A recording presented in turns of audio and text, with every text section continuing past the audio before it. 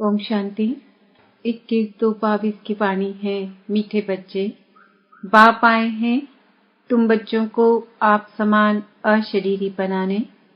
जब तुम अशरीरी बनो तब बाप के साथ चल सको। प्रश्न, बाप के किस फरमान पर चलने वाले निरंतर योगी बन सकते हैं? उत्तर, बाप का पहला फरमान है कि बच्चे इस देह को तुम्हें भूलना है।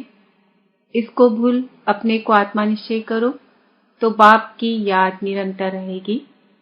सदैव एक ही पाठ पक्का करो कि मैं आत्मा निराकारी दुनिया की रहने वाली हूँ। इससे तुम्हारा देह अहंकार खत्म हो जाएगा। बुद्धि में किसी भी देहधारी की याद न आए तो निरंतर योगी बन सकते हो। ये तुम्हें पाके हमने जहां पा लिया है। ओम शांति। यह किसने कहा? आत्मा ने कहा ओम अर्थात मैं शांत स्वरूप हूँ। यह सब समझने की बातें हैं। पहले पहले तो अपने को आत्मा निश्चय करो। हम आत्मा फर्स्ट, बाद में यह शरीर मिलता है।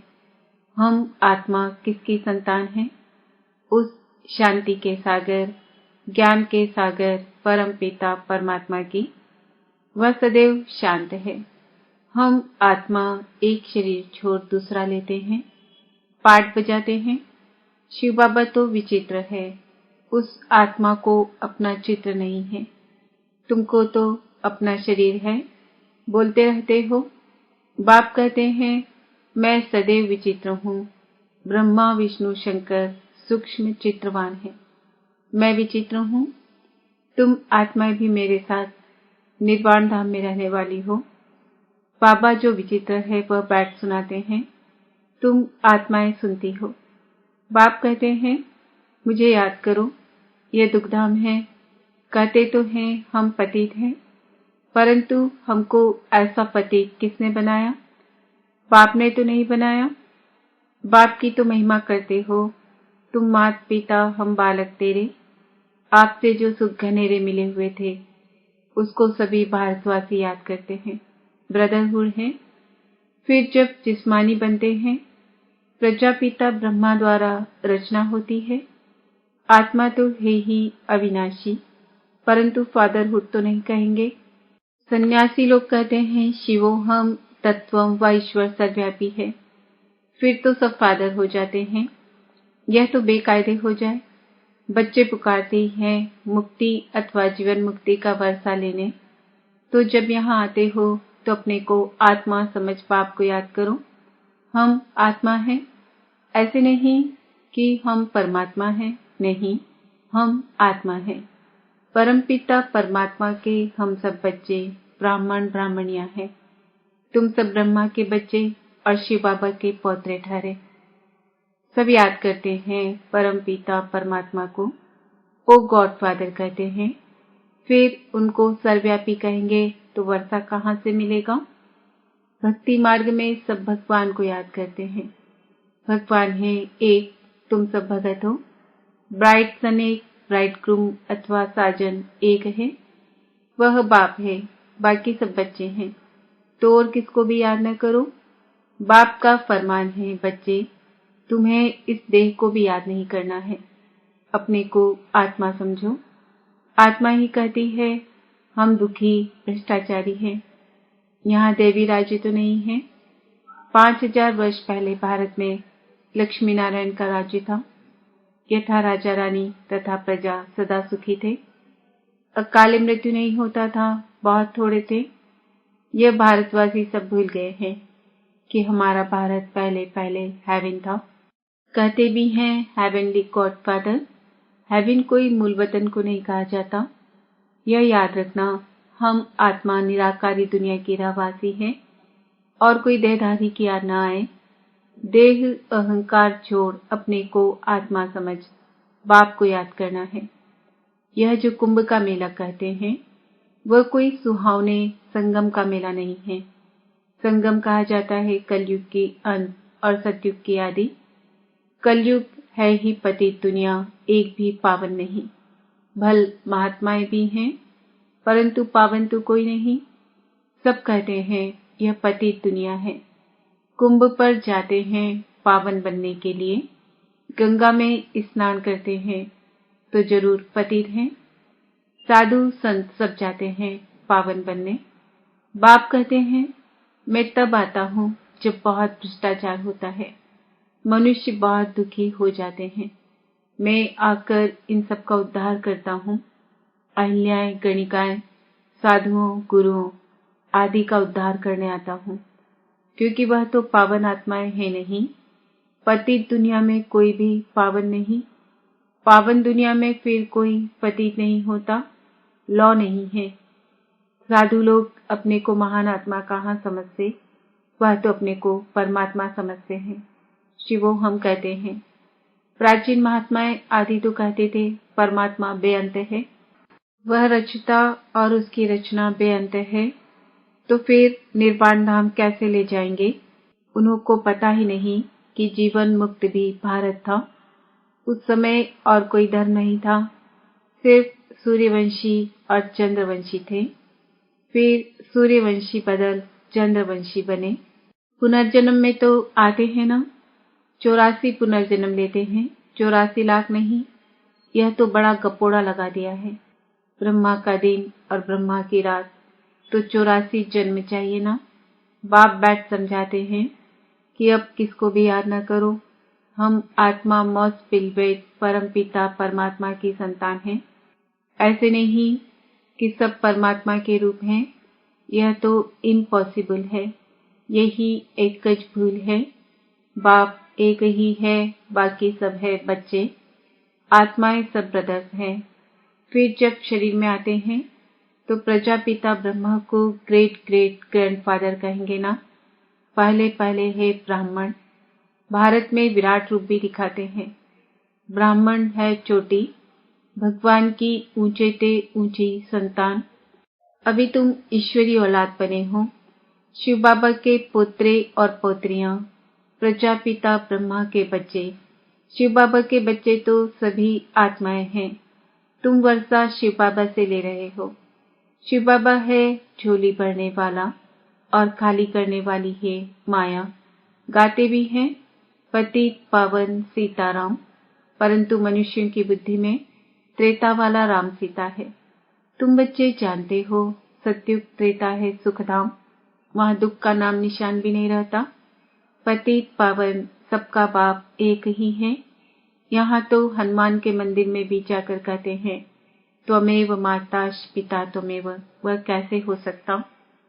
सबका सद्गति दाता पतित पावन एक ही है, वही ज्ञान का सागर है। वह जो सागर से नदियां निकलती है वह तो है पानी। पानी तो पतित पावन हो ना सके। कोई भी खंड में ऐसे नहीं कहेंगे कि पानी में स्नान करने से पावन बन मुक्ति को पाएंगे। यह तो हो नहीं सकता। एक मुक्ति दूसरी है जीवन मुक्ति। सद्गति अथवा जीवन मुक्ति दाता एक ही है। यह है पतित दुनिया। भारतवासी जानते हैं 5000 वर्ष पहले भारत में लक्ष्मी नारायण का राज्य था और कोई खंड नहीं था। 5000 वर्ष की बात तुम भूल गए हो। पीछे फिर और खंड आते हैं। अब इतनी वृद्धि हो गई है। देखो बच्चे, यह हमेशा याद रखो। जब सुनते हो तो यह मत समझना यह दादा व ब्रह्मा बोलता है। शिव बाबा जो सबका रचिता है, वह बैठ रचना का राज समझाते हैं। ऋषि मुनि तो सब कहते रहते हैं कि परमात्मा बेअंत है, हम नहीं जानते। आस्तिक तो तुम ब्राह्मण हो जो निश्चय करते हो कि बाबा हमको अपनी और रचना की नॉलेज देते हैं, त्रिकालदर्शी बनाते हैं।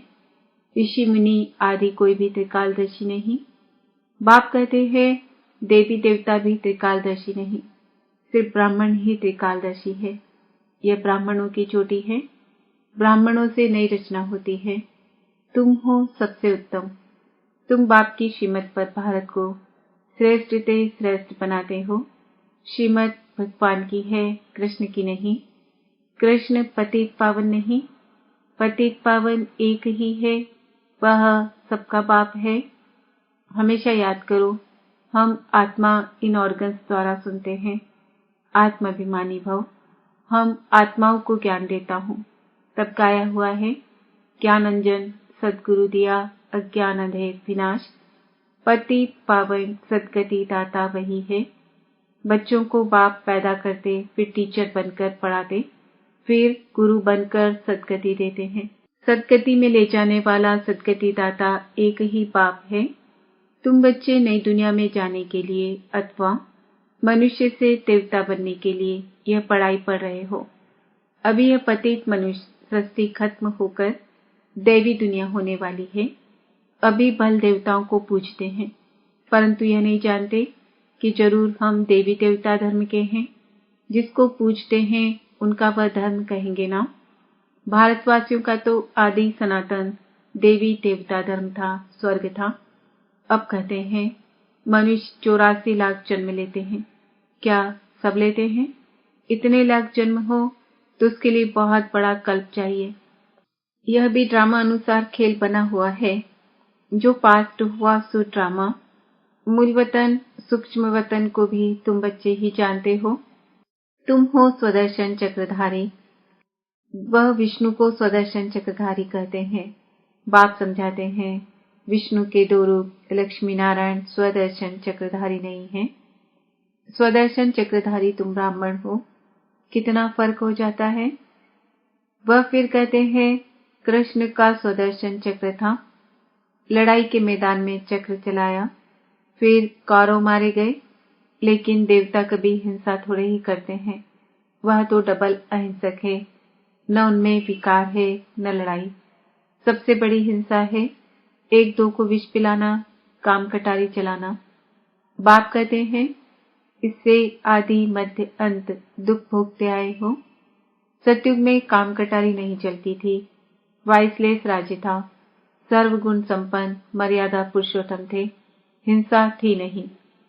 इस समय रावण का राज्य है। 5 विकार सर्वव्यापी है और वह फिर कह देते परमात्मा सर्वव्यापी है। इस साइंस से जो भी विमान आदि निकले हैं, अभी 100 वर्ष के अंदर यह किस लिए? यह ट्रायल हो रही है। यह सब चीजें फिर भविष्य में काम आने वाली है। इन्हों के द्वारा अभी सब कुछ विनाश हो जाएगा, फिर यह सुख के काम आएंगे। यहाँ तो सुख भी है तो दुख भी है। इसको माया का पाम कहा जाता है। विनाश हो यह तो अच्छा है ना। कहते भी हैं पतित पावन आओ, क्या आकर करूं?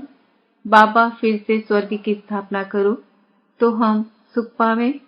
बाप समझाते हैं बच्चे यह खेल बना हुआ है। पाप सुखधाम रचते हैं, रावण फिर दुखधाम बनाते हैं। शांति धाम से आत्माएं पहले पहले आती है सुखधाम में। पवित्र आत्माएं ही आती है। इस समय सब पतित हैं, तब तो याद करते हैं कि आओ। बाप भी ड्रामा के बंधन में हैं। बाप कहते हैं जब सब दुखी हो जाते हैं तब ही मुझे आना पड़ता है।